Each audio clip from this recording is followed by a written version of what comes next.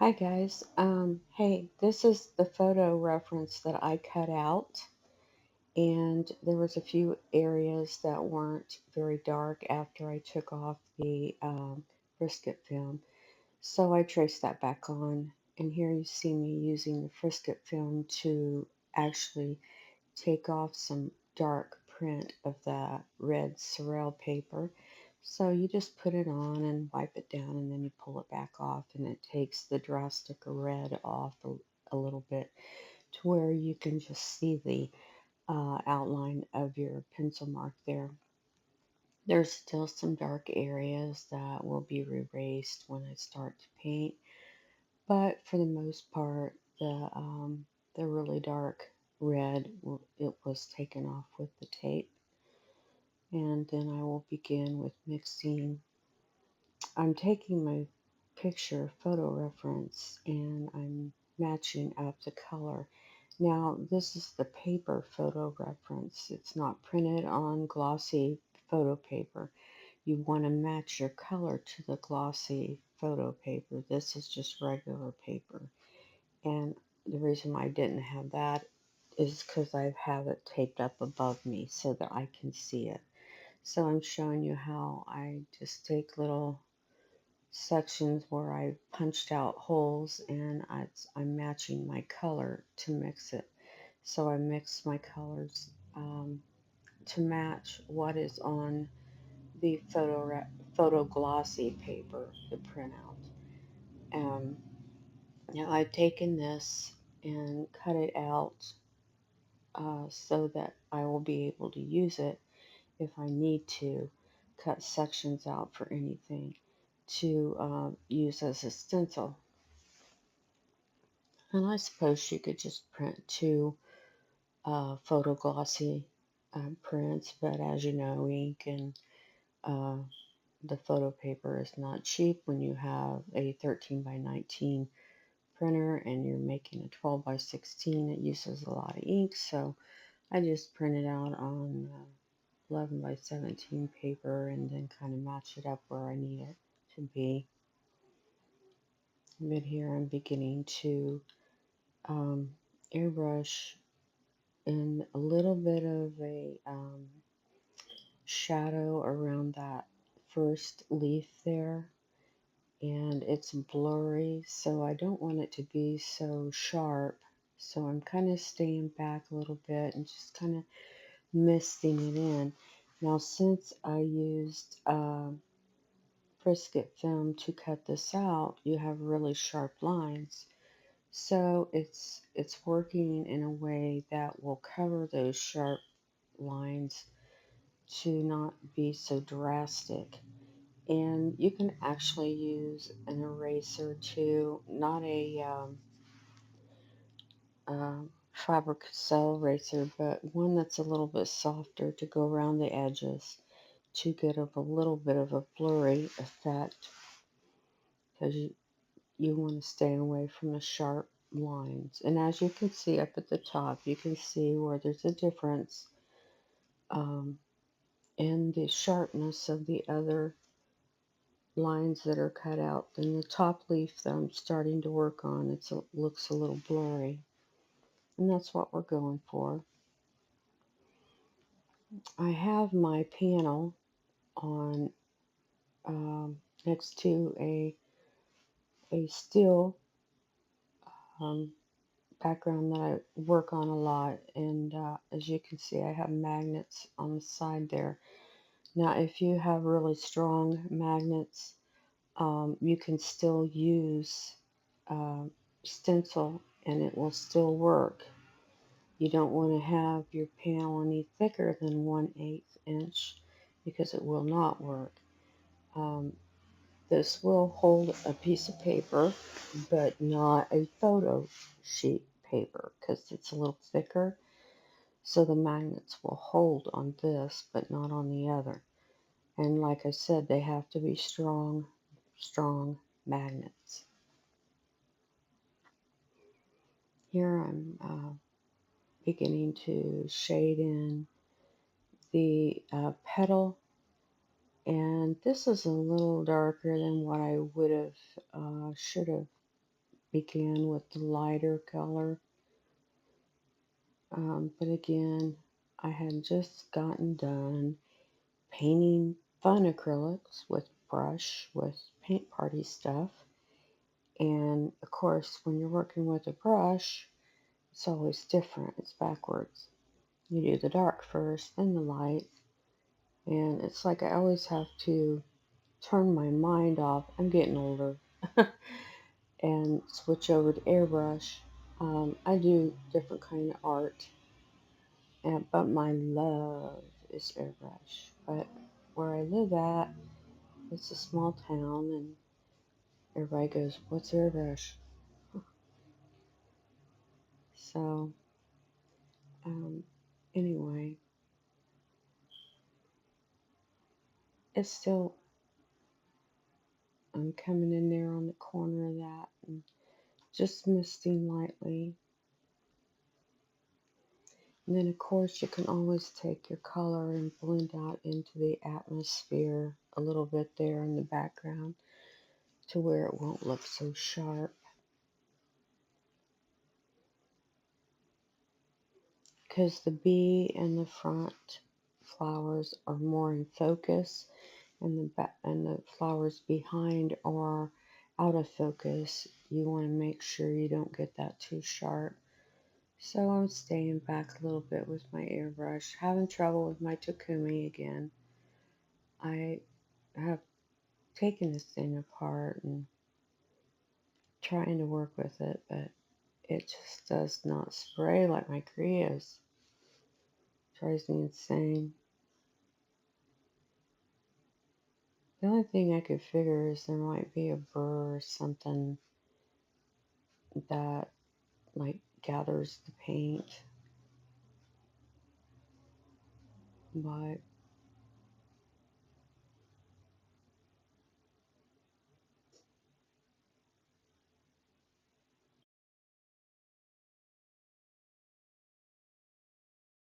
just the process of finding out what it is, investigating.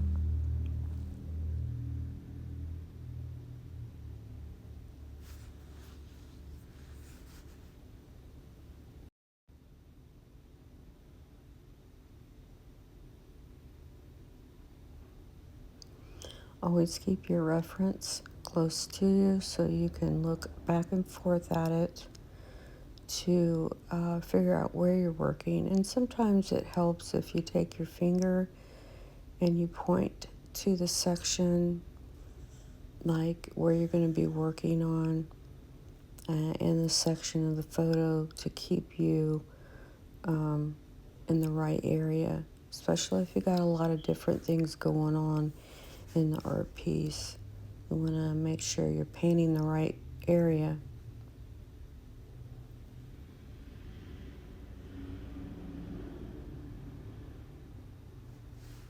Later on, and I'll tell you the story of the bee, but right now I want you to come back again, so I'm not going to tell you. You're just going to have to wait. But the story go behind this bee.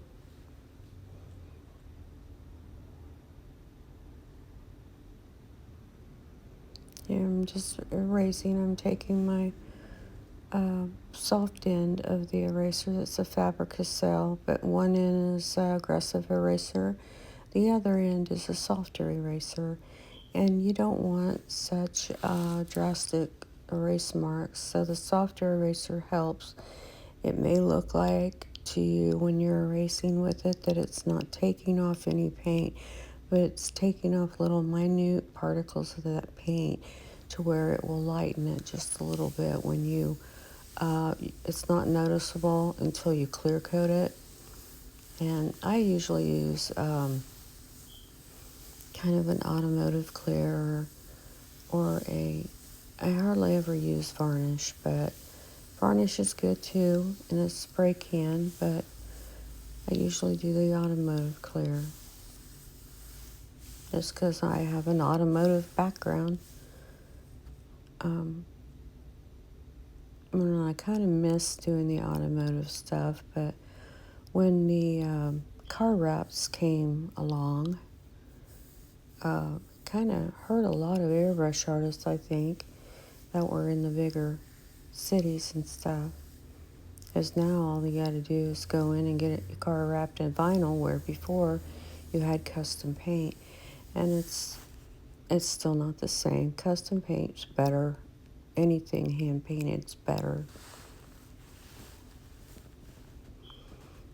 But I come from an automotive paint background, so quite transition takes a while.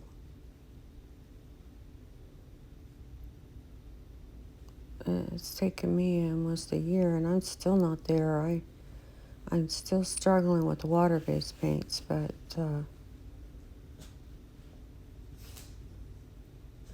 they do not spray like enamels or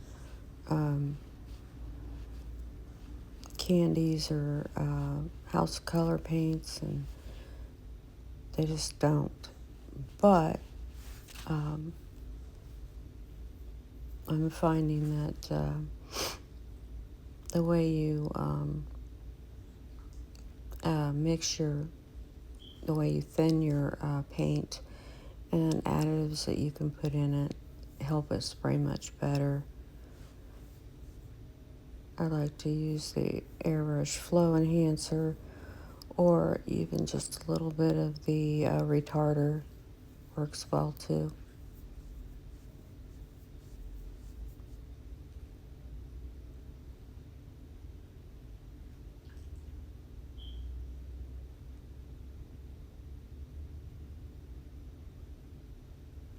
Again, struggling with my Takumi, thinking I don't have my mixture right, but it is thin, so it should be spraying.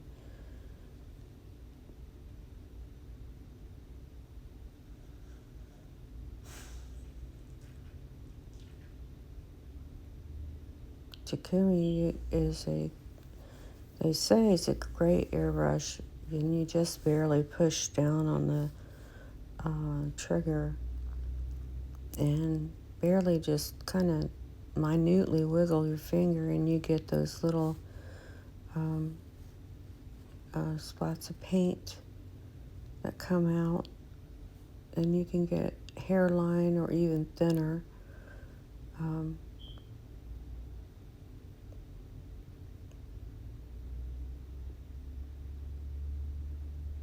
See, I'm checking my cup, making sure that it was in there right correctly, and checking the needle, making sure it's not tip dry, the air pressure.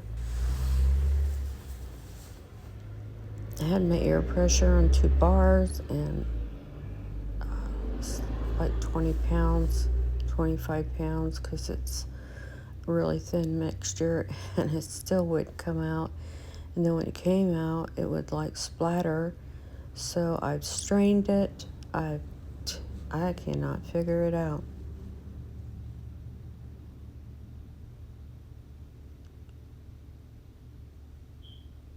And after this session, I break over to my Creos because it's never failed me.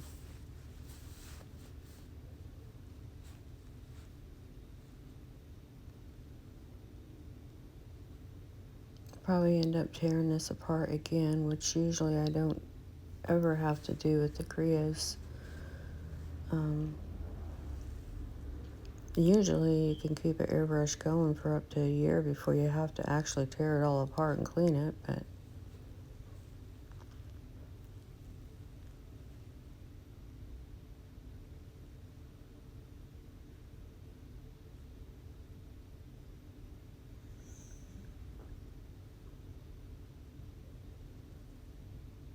I haven't ran an old needle yet through the Takumi has a side cup feed that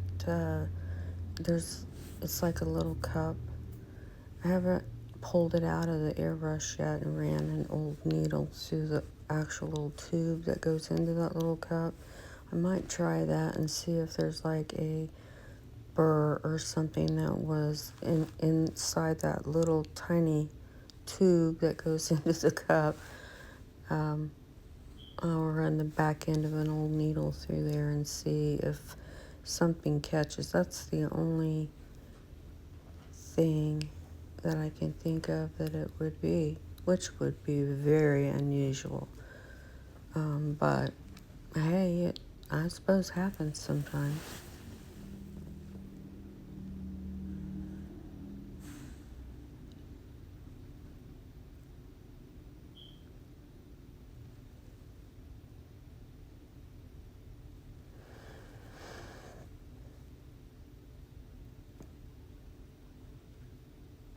I try to do all the one color area of the leaf before I move on to the next color. So we want to get all our shadowing in.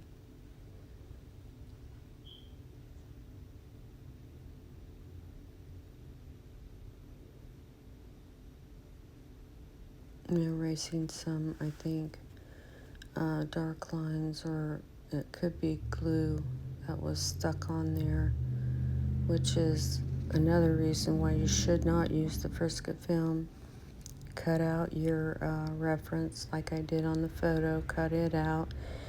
Use tape to put on the back side of it, and then tape it down to spray in your background, because you don't want to use the Frisket on your panel.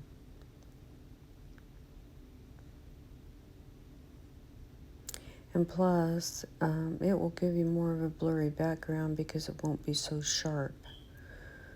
When you do it that way, you kind of have to hold it down with your other hand when you spray the background in different areas, so it doesn't spray underneath so bad. But your actual photo won't be so sharp.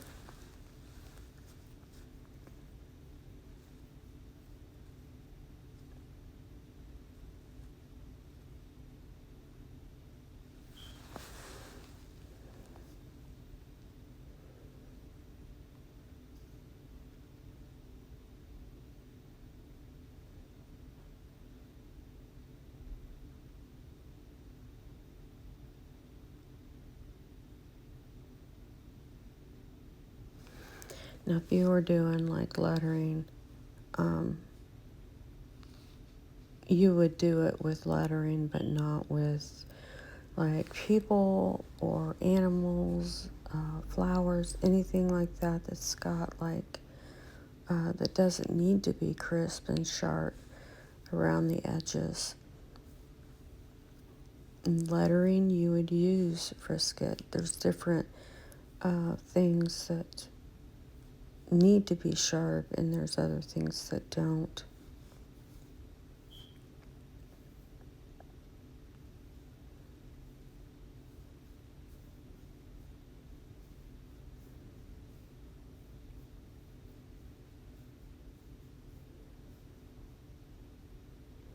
This is a stencil that's got different little tiny dots in it, cut out, and you can spray through it to get the little specks that are on this flower. You find them sometimes in these flowers. There's like little dots down inside the area where the flower is blooming. And you can make your own stencils just by cutting little holes in a piece of paper. Like take a little needle and just punch a bunch of little holes in it, and then spray through it. You don't want them to be formed together, though. You want them to be sporadic.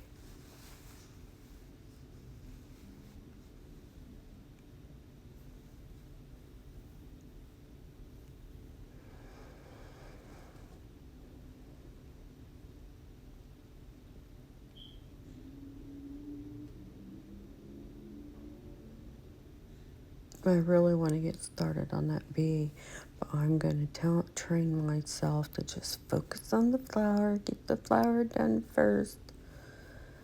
I tend to want to jump around when I paint, and it's really not a good thing to do. I think I'm like that because I get tired of working in one area, and then I just want to get started on another area. I'm impatient, but you need to learn to be patient, focus on one section at a time, and get it done first, then move on to the next section. Get it done first, and that way you can do better.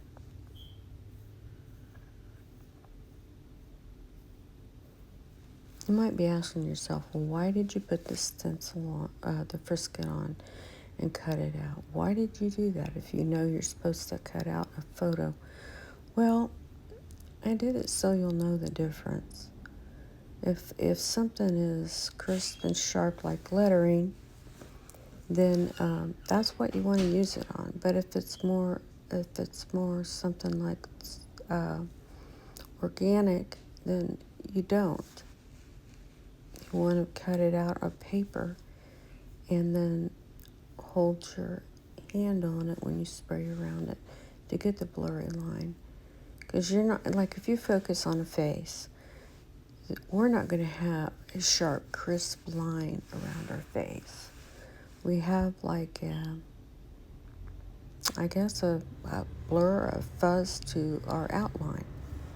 But now lettering is sharp and crisp and has straight lines. But also I did want to show you that there's ways, like when you draw on there with Sorel paper, graphite paper, I've even seen people use carbon paper, but that's not, you shouldn't do that because that stuff's hard to get off.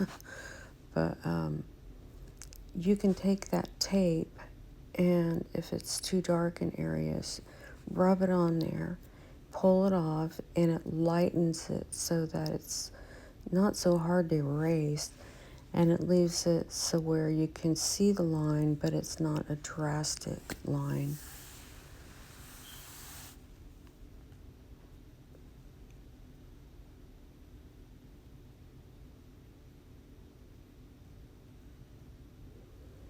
And I love the color of this flower on the premium glossy photo paper. It's so much drastic than the just regular plain paper.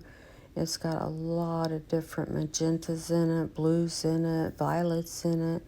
It's just really pretty. It's going to be probably a little bit difficult to get those colors with what I have, but I'm going to give it my try.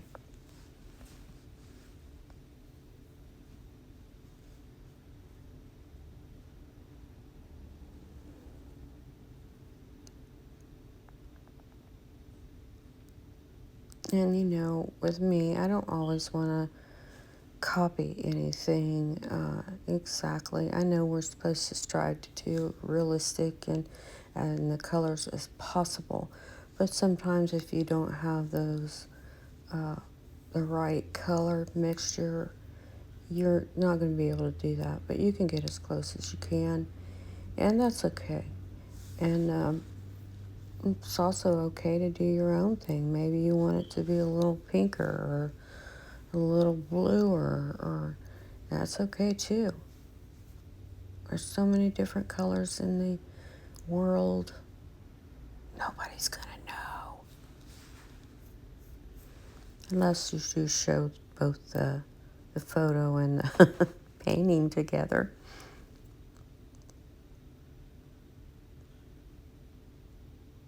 But I am going to try to do my best with the photo reference. So. But I just wanted to let you know it's okay not to copy exactly. It's okay.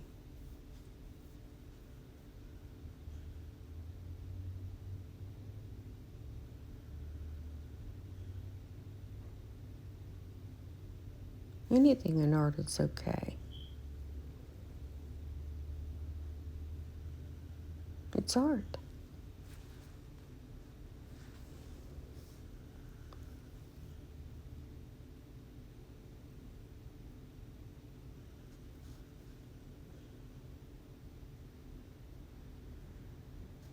But there's something very pleasing to take the photo and your painting together and put them side by side and to watch people's face when they look at it, when it looks exactly the same. They're like, whoa, that brings a smile to every artist's face.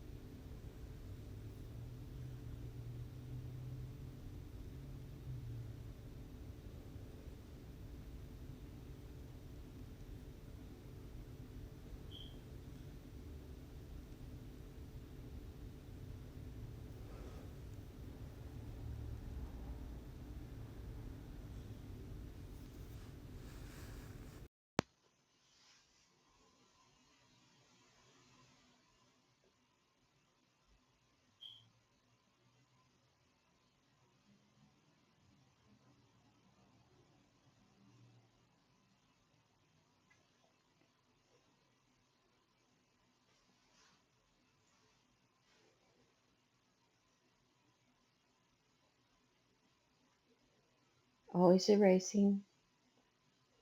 This is something that you don't want to miss doing. I mean, you may want to keep building that color and going on to the next color. But if you don't erase the little highlights out when you lay the next color, they kind of all blend together and you won't be able to see where you actually need that light highlight at. So it's good to keep just erasing those out as you build your color. Here I'm just using a stencil to mark out another leaf while I still have this color in my airbrush.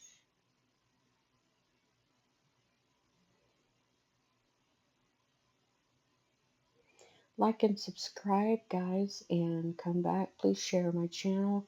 It'll help me build this channel to where I can begin to have memberships. And I so appreciate your subscription to the channel. Um, I've started this over, I think, a year ago, and it's built, I guess I could say slow, but it's starting to build up, and this is something I would like to do. Just teach airbrush. So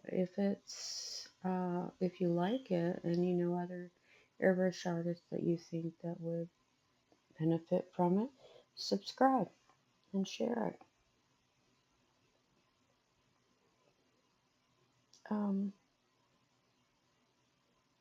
I'm going to learn how to put my links on here to where you can get links to where the paint, things that I use.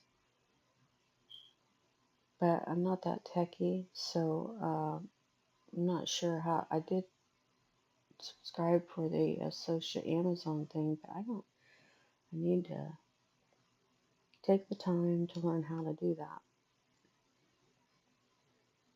But I get most of my things from Amazon. Some things I get from Spray Gunner, a lot of things. And then, see, the ink I got from Foxy Studios, Hawaiian ink. They're quite expensive. You can get Sneaker ink on Amazon, which is, they're good too.